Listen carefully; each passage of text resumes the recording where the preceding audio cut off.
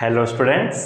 तो last class में हम लोग एनसीईआरटी एक्सरसाइज 10.2 डिस्कशन कर रहे थे और हम लोगों ने क्वेश्चन नंबर 8 तक 1 बाय 1 क्वेश्चन काफी डिटेल में डिस्कशन किया हुआ था। आज जो हम लोग को डिस्कशन कंटिन्यू करना है, क्वेश्चन नंबर 9 से कंटिन्यू करना है। तो आप लोग सॉल्व कर लीजिएगा क्वेश्चन को, अगर नहीं किया है तो आप लोग वीडियो सोल्यूशन देखने के बाद सॉल्व कर लीजिएगा। और बाकी अगर इसके पहले का अगर आप लोगों को कुछ भी डाउट बचा हुआ हो तो आप लोग कमेंट बॉक्स में मेंशन कर सकते हैं। बाकी आज का डिस्कशन हम लोग क्वेश्चन नंबर 9 से कंटिन्यू करते हैं। तो क्वेश्चन नंबर 9 में आपसे क्या बोला हुआ है, the vertices of triangle P Q R are P 2,1 Q -2,3 R 4,5 are the triangle P Q R के ये आपको वर्टिसेस दे रखे हैं पी क्यू आर, और आपसे क्या बोले find the equation of median through the vertex R. सबसे पहले हम लोग समझते हैं मीडियन क्या होता है। मीडियन आपका वो होता है जो किसी भी लाइन सेगमेंट को 2 इक्वल पार्ट्स में डिवाइड करता है। अगर आपका ट्राइंगल ए बी सी है, अगर हम लोग ए से मीडियन ड्रॉ करेंगे तो किस पे ड्रॉ करेंगे, लाइन बी सी पे ड्रॉ करेंगे और वो बी सी को 2 इक्वल पार्ट्स में डिवाइड करेगा। चलिए समझते हैं। मान लीजिए ये आपको कोऑर्डिनेट्स दे रखा है, कुछ इस तरीके से दे रखे हैं। मैं डायग्राम से आपको समझाने की कोशिश करता हूँ। पी क्यू आर, इसको मैं बोल देता हूँ पी। पी आपको कितना दे रखा है 2,1, और इसको मैं बोल देता हूँ क्यू। क्यू आपको कितना दे रखा है -2,3, और इस वर्टिसेस को मैं बोल देता हूँ आर। आर आपको कितना दे रखा है 4,5। तो ये आपका हो गया P Q are. P Q are आपका एक ट्राइंगल है। अगर आर से मैं मीडियन ड्रॉ करूंगा तो किस पे ड्रॉ करूंगा, पी क्यू पे ड्रॉ करूंगा। आर से अगर मैं ड्रॉ करूंगा तो मीडियन किस पे ड्रॉ करूंगा, पी क्यू पे। अगर पी से मैं मीडियन ड्रॉ करूंगा तो किस पे ड्रॉ करूंगा, क्यू आर पे। अगर मैं क्यू से मीडियन ड्रॉ करूंगा तो किस पे करूंगा, पी आर पे। तो हमको आर से ड्रॉ करना है तो मैं आर से मीडियन ड्रॉ करूंगा कुछ इस तरीके से कि ये 2 इक्वल पार्ट्स को डिवाइड करेगा। थोड़ा फील नहीं आया, लग नहीं रहा है डायग्राम से, मैं इसको फिर से ड्रॉ करता हूं। ये आपका कुछ इस तरीके से होता है। अगर मैं इसको बोल देता हूं m, अगर मैं इसको बोल देता हूं m, तो rm जो है, ये m जो होगा मिड पॉइंट होगा p और q को। क्यों? क्योंकि ये इसको 2 इक्वल पार्ट्स में डिवाइड कर रहा है, तो m आपका क्या होगा, मिड पॉइंट होगा। चलिए मैं लिख देता हूं, m is mid point of, m is mid point of. ये मीडियन की प्रॉपर्टी होती है, आप लोग परेशान मत होइएगा। मीडियन आप कहीं से भी ड्रॉ करेंगे तो वो साइड्स को 2 इक्वल पार्ट में डिवाइड करता है। तो m is the mid point of P and Q। तो m कितना हो जाएगा अपना, m पॉइंट बोल दीजिए 2 + -2 बाई 2, 1 + 3 बाई 2। तो ये कोऑर्डिनेट तो आपका 0 हो गया। x कोऑर्डिनेट 2 - 2 0, 0 बाई 2 कितना हो गया 0, 3 + 1 4 बाई 2। तो m कितना मिल गया हम लोग को 0,2, और r कितना है 4,5। आपसे इसी मीडियन का इक्वेशन पूछा है rm, इक्वेशन ऑफ rm पूछा हुआ है आपसे। मैं ड्रॉ कर देता हूँ एक बार। आपका m कितना मिल गया है 0,2, और ये आपका r कितना है 4,5। अब आपको इसका इक्वेशन लिखना है। अब चाहे 2 पॉइंट फॉर्म लगा दीजिए, चाहे पॉइंट स्लोप फॉर्म लगा दीजिए, आप लोगों को जो भी ठीक लगे। अब आप इसका स्लोप निकाल लीजिए। मैं लिख दे रहा हूँ y - y1 is equal to y2 - y1 upon x2 - x1 x - x1। आप लोगों को सब कुछ पता है। अब आप लोग इसमें पुट कर देंगे, आपको क्या मिल जाएगा, इक्वेशन मिल जाएगा। तो ये था आपका क्वेश्चन नंबर 9, जो कि बिल्कुल सिंपल क्वेश्चन था। बस आप लोगों के मीडियन की प्रॉपर्टी पता होनी चाहिए। ये 2 इक्वल पार्ट्स में डिवाइड करता है, m क्या हो जाएगा, मिड पॉइंट हो जाएगा। चलिए आप लोग इसको लिखेंगे। अब हम लोग नेक्स्ट क्वेश्चन नंबर 10 डिस्कस करते हैं।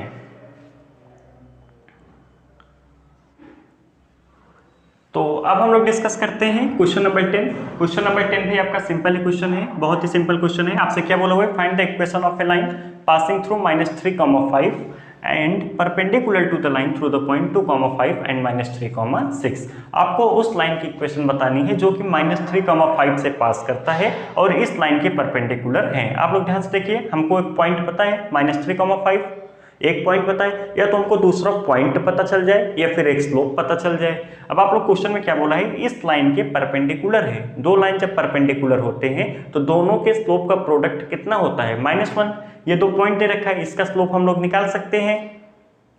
ये 2 पॉइंट आपको दे रखा है, इसका स्लोप हम लोग निकाल सकते हैं, और इसका स्लोप हम लोग को सिलेक्ट कर लेंगे इज इक्वल टू -1, तो वहां से स्लोप मिल जाएगा उस लाइन का। चलिए देखते हैं। पहले आप लोग मैं क्वेश्चन समझाता हूँ।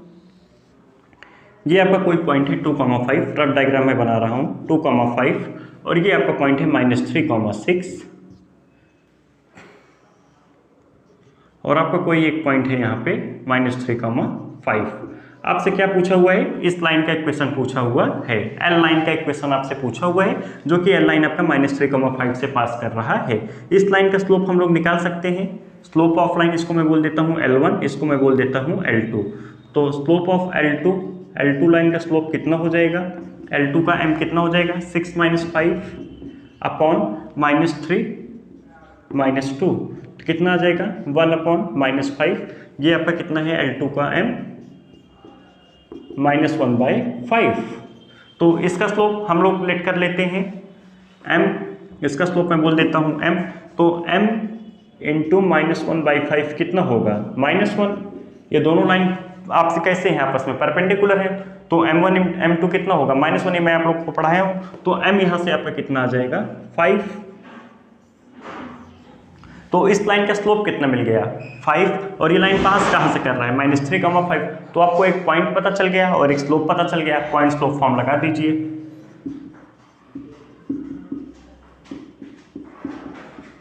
y - y1 is equal to m x - x1। आपका m कितना है 5, x1, y1 कितना है, x1, y1 is equal to -3,5।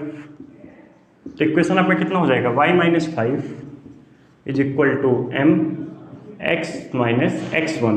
x1 आपका कितना था, नेगेटिव था, तो x + 3 हो जाएगा, x - x1 कितना हो जाएगा x + 3 हो जाएगा। बाकी आप लोग इसको रिजॉल्व कर लीजिएगा जिस फॉर्म में आंसर दिया हो। तो ये था आपका क्वेश्चन नंबर 10, जो कि सिंपल क्वेश्चन था, आप लोग देख रहे हैं। जिनको समझ में आ रहा होगा अभी समझ में आ रहा होगा, पहले नहीं आया होगा तो आप लोग दोबारा से ट्राई करिएगा। बाकी आप लोग इसको लिखेंगे। अब हम लोग नेक्स्ट क्वेश्चन नंबर 11 डिस्कस करते हैं।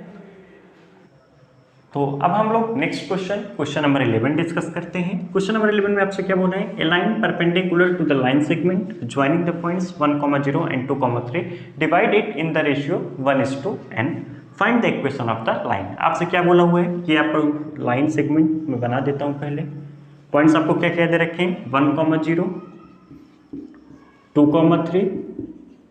इस लाइन के perpendicular, a line perpendicular to the line segment joining the points. चलिए मैंने एक पॉइंट बना दिया, ये आपका लाइन इस लाइन के परपेंडिकुलर है, और ये लाइन जो है इस लाइन को किस में डिवाइड कर रहा है 1:n में डिवाइड कर रहा है, 1:n में डिवाइड कर रहा है, और आपसे एक इस लाइन की इक्वेशन पूछी हुई है। तो सबसे पहले हम लोग क्या करेंगे, इसमें सबसे पहले फार्मूला लगाएंगे डिवीजन वाला, ये कोऑर्डिनेट निकालने की कोशिश करेंगे। अगर मैं इसको पॉइंट P बोलता हूँ तो सबसे पहले हम लोग पॉइंट P निकालते हैं, और इस लाइन का स्लोप कितना होगा, ये दोनों लाइन परपेंडिकुलर है आपस में, इस लाइन का स्लोप हम लोग निकाल सकते हैं। तो m1 × m2 कितना होता है -1, स्लोप मिल जाएगा। तो चलिए P कोऑर्डिनेट हम लोग निकाल लेते हैं। सबसे पहले हम लोग क्या लगाएंगे m1 x2, P कोऑर्डिनेट मैं निकाल रहा हूँ पहले, तो m1 x2 plus upon n+1 comma 3 upon n+1, क्योंकि 0 × n कितना हो जाएगा 0, लिख दे रहा हूँ मैं, 0 × n कितना हो जाएगा 0 हो जाएगा। तो P कोऑर्डिनेट कितना आ गया n+2/n+1 कॉमा 3/n+1। ये P कोऑर्डिनेट मिल गया अपने को। अब इस लाइन का हम लोग स्लोप निकाल लेते हैं। स्लोप कैसे निकालेंगे, इस लाइन का स्लोप मैं बोल देता हूँ m1, और इस लाइन के स्लोप को मैं बोल देता हूँ m2। तो m1 × m2 कितना होगा -1। m1 हम लोग निकाल लेते हैं। m1 कैसे निकालेंगे, इस लाइन का स्लोप 2 पॉइंट दे रखा है y2 - y1 upon x2 - x1, तो कितना आ जाएगा 3। m1 कितना आ गया 3, तो m1 m2 कितना है -1, तो 3 × m2 -1, तो m2 कितना हो जाएगा m2 = -1/3। तो इस लाइन का स्लोप कितना मिल गया -1/3, और एक पॉइंट अपने को मिल गया n+2/n+1 कॉमा 3/n+1। तो सीधा सीधा हम लोग क्या करेंगे, पॉइंट स्लोप फॉर्म लगा देंगे, y - y1 = mx - x1। x1 y1 आपका ये है, मैं लिख देता हूँ y - y1 = mx - x1 कितना है 3/n+1। तो सीधा सीधा m कितना है, m -1/3 है, m कितना है आपका -1/3। बस अब आप लोग इसको रीअरेंज करेंगे, एलसीएम लेंगे, वाई एलसीएम लेके आप लोग इसको सॉल्व करेंगे, जो भी आएगा वही आपका आंसर होगा। तो बेसिकली आपको क्वेश्चंस की क्लियरिटी होनी चाहिए, क्वेश्चन में आपको क्या बोला हुआ है। तो क्वेश्चन जब तक आपको क्लियर नहीं होगा तब तक आप लोग सोल्यूशन को अप्रोच नहीं कर पाएंगे। तो सबसे पहले स्टेप होता है आप 2 टाइम्स 3 टाइम्स को क्वेश्चंस को पढ़िए और डायग्राम बनाने की कोशिश करिए। अभी इस क्वेश्चन में था कुछ नहीं, बस जिनको एक डायग्राम बन गया होगा, दिमाग में फिगर बन गया होगा, वो तुरंत सॉल्व कर लेंगे, उनको डाउट नहीं होगा। तो ये था आपका क्वेश्चन नंबर 11 जो कि सिंपल ही क्वेश्चन था, कोई डिफिकल्टीज नहीं है इसमें। अब हम लोग क्वेश्चन नंबर 11 आप लोग लिखेंगे, जिनको फिर भी डिस्कशन के बाद भी अगर डाउट रह जाता है तो आप लोग कमेंट बॉक्स में मेंशन कर सकते हैं। अब हम लोग नेक्स्ट क्वेश्चन की तरफ चलते हैं, क्वेश्चन नंबर 12। तो अब हम लोग डिस्कस करते हैं क्वेश्चन नंबर 12। क्वेश्चन नंबर 12 जो आपको दे रखा है एनसीईआरटी एक्सरसाइज में, इससे कई अच्छे क्वेश्चन हम लोगों ने नोट्स में कर रखे हैं। जो लोग नोट्स के क्वेश्चंस को लगाए होंगे, ये सब क्वेश्चन कुछ नहीं, सब क्वेश्चन बहुत ही सिंपल क्वेश्चन है, आप लोग इसको ओरल करते होंगे। चलिए आपसे क्या बोला है, find the equation of a line that cut off equal intercept on the coordinate axis. आप लोग क्वेश्चंस को यहीं से समझेंगे, that cuts of equal intercepts on the coordinate axis means x axis का जितना इंटरसेप्ट है उतना ही वाई एक्सिस का भी इंटरसेप्ट है। मैं आप लोगों को समझा देता हूं डायग्राम से। आपको ये कहना चाह रहा है, मान लीजिए ये आपका x इंटरसेप्ट होता है, ये आपका y इंटरसेप्ट होता है। x इंटरसेप्ट आपका जितना है उतना ही y इंटरसेप्ट भी होगा। अगर आपका ये a है तो ये भी आपका a होगा। इक्वल इंटरसेप्ट है और ये लाइन आपका कहाँ से पास कर रहा है, 2,3 से पास कर रहा है। अब आपको इस लाइन की इक्वेशन बतानी है। तो इंटरसेप्ट फॉर्म में आपका इक्वेशन क्या होता है, पहले मैं वो लिख देता हूँ। Intercept form x by a plus y by b is equal to 1। और आपको गिवन क्या है, a is equal to b। आपको गिवन क्या है, a is equal to b। Equal intercept है, जो x एक्सिस का इंटरसेप्ट है वही उतना y एक्सिस का भी इंटरसेप्ट है। तो a is equal to b हो गया। a is equal to b आपको गिवन है, x इंटरसेप्ट और y इंटरसेप्ट आपके इक्वल हैं। तो ये आपका इक्वेशन क्या हो जाएगा, x by a plus y by b आपका एक इक्वल में कर देता हूं इज इक्वल टू 1। और आपको देख क्या दे रखा है, लाइन कहां से पास कर रहा है, 2,3। Given line passes through 2,3, given line passes through 2,3।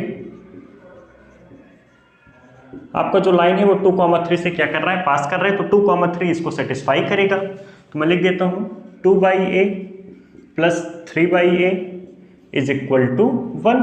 तो 5 by a is equal to 1 हो जाएगा। 5 by a is equal to 1। तो a इज इक्वल टू कितना हो जाएगा, a इज इक्वल टू कितना मिल गया, 5। तो a इज इक्वल टू 5 मिल गया। b भी आपका कितना होगा, 5 ही होगा। क्यों 5 होगा, क्योंकि x इंटरसेप्ट और y इंटरसेप्ट आपके कैसे हैं, इक्वल है, क्वेश्चन में दे रखा है। तो इक्वेशन आपका क्या था, x by a plus y by a is equal to 1, यही तो बना था। x by a plus y by a is equal to 1, क्योंकि आपका a और b इक्वल था। तो a कितना है, 5। x by 5 plus y by 5 is equal to 1। अब आपका मन हो 5 उधर ले जाइए, मन हो यही रहने दीजिए। अब आपको जिस फॉर्म में आंसर दिया हो, मैं लिख देता हूँ इसको x plus y is equal to 5। ये ज़्यादा अच्छा लगता है लिखने में, x plus y is equal to 5। तो ये आपका फाइनल आंसर आएगा। मेरे हिसाब से सबको समझ में आया होगा कैसे हुआ। आपको क्या दे रखा था, जो कोऑर्डिनेट एक्सिस पे इंटरसेप्ट कट कर रहे हैं वो कैसे हैं, आपके इक्वल हैं और 2,3 से पास कर रहा है। इतनी कंडीशन दी हुई थी, हम लोगों ने किस तरीके से अप्रोच किया ये आप लोग देख रहे हैं। चलिए अब मैं यही एक्सपेक्ट कर रहा हूँ आप लोगों को डिस्कशन समझ में आ रहा है। मैं बार बार कहता हूँ, मैं फिर से कह रहा हूँ, जहां भी न समझ में आए, जो भी न समझ में आए, आप लोग कमेंट बॉक्स में तुरंत लिखिए या फिर आप लोग मेल कर सकते हैं। बाकी आप लोग क्वेश्चन नंबर 12 स्क्रीन पॉज करके लिखेंगे। क्वेश्चन नंबर 13 हम लोगों ने नोट्स में कर रखा है, तो दोबारा से मैं यहाँ डिस्कस नहीं कर रहा हूँ, अभी टाइम वेस्ट होगा। तो क्वेश्चन नंबर 13 में यहाँ डिस्कस नहीं कर रहा हूँ। अब हम लोग नेक्स्ट क्वेश्चन नंबर 14 की तरफ चलते हैं। तो अब हम लोग डिस्कस करते हैं क्वेश्चन नंबर 14। क्वेश्चन नंबर 14 आपका बेसिकली जो है क्वेश्चन डिस्टेंस फॉर्म पे है। डिस्टेंस फॉर्म पे बस बेसिकली आपके यही थोड़ा सा यूज लगा है यहाँ पे, बाकी आपको एनसीईआरटी में डिस्टेंस फॉर्म पे बहुत ज्यादा क्वेश्चन नहीं मिलेगा। तो चलिए देखते हैं आपसे क्या बोला है। Find the equation of the line through the point 0,2 and making an angle 2π/3 with the positive x axis.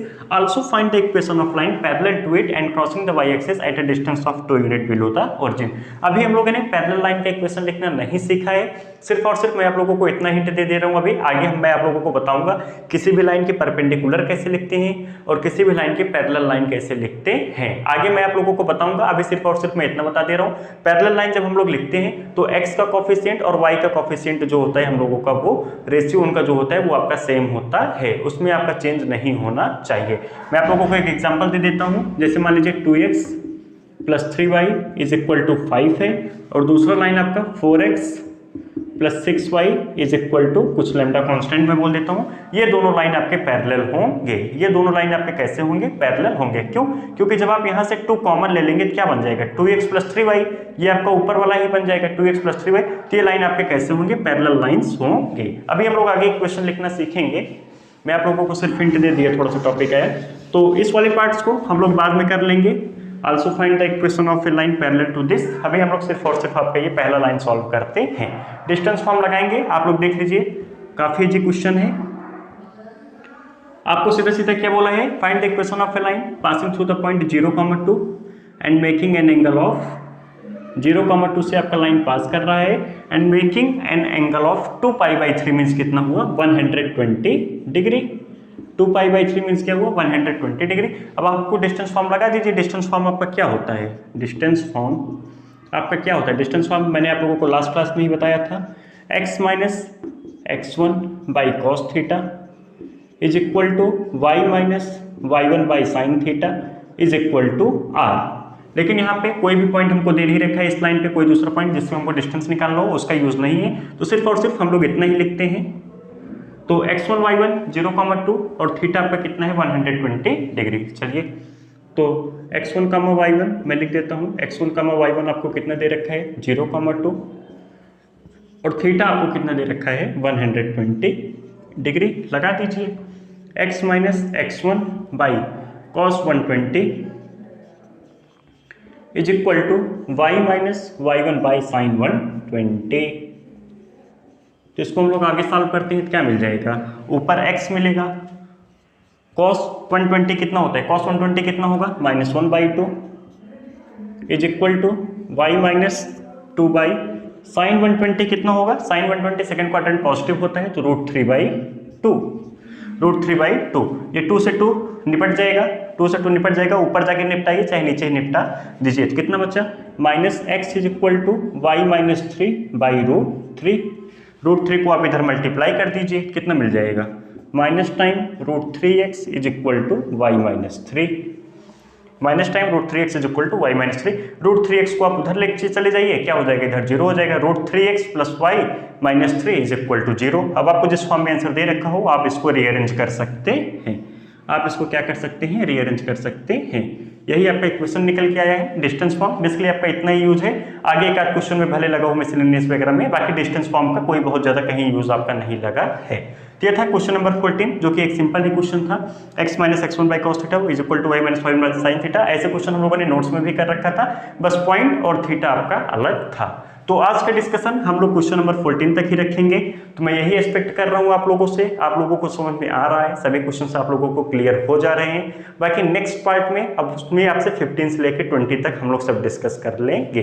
मैंने आप लोगों को स्टार्टिंग में बता दिया था कि 3 लेक्चर्स हम लोग लेंगे, 6, 7 क्वेश्चन करके डिस्कशन हम लोग कर लेंगे। तो लास्ट क्लास में अब हम लोग मींस लास्ट क्लास क्या, अब लास्ट क्लास होगा डिस्कशन का, नेक्स्ट क्लास जो भी होगा वो आपसे 15 से लेकर 20 तक हम लोग डिस्कशन कर लेंगे।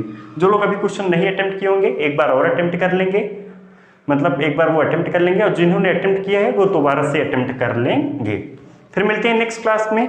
Okay, thank you class.